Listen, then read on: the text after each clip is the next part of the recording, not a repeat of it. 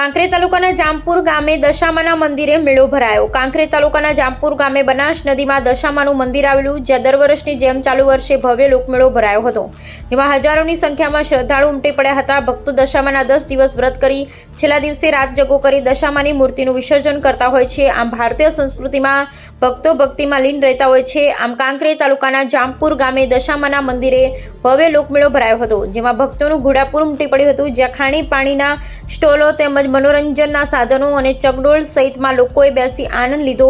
મેળામાં આજુબાજુના ગ્રામજનો દ્વારા સારું આયોજન કરવામાં આવ્યું હતું અને સૌથી વધારે સ્વયંસેવકો પણ સેવા આપી હતી અને પોલીસ દ્વારા પણ સારો બંદોબસ્ત ગોઠવવામાં આવ્યો હતો। અહેવાલ જયંતિભાઈ ઠક્કર, એમડી।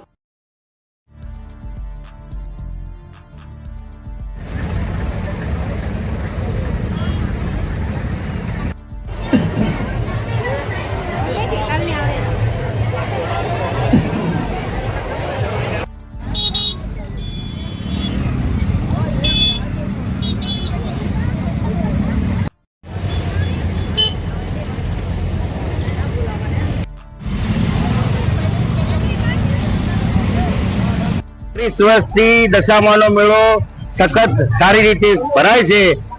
લાખો પબ્લિક ઉમટી પડે છે અને આ આનંદ કરીને જાય છે અને આનંદ કરવા માટે આવે જ છે। એટલે અમારા દશામા યુવક મંડળને લાખ લાખ વંદનીય છો, લાખ લાખ ધન્યવાદ છે। આવી સેવા તમે આપી રહ્યા છો। જય દશામા। આ મંદિર જામપુર માં આવેલું છે સાહેબ, અને આપણા કાંકરેજ તાલુકાનું મંદિર છે અને બહુ દશામાના પડતા અપરંપાર છે।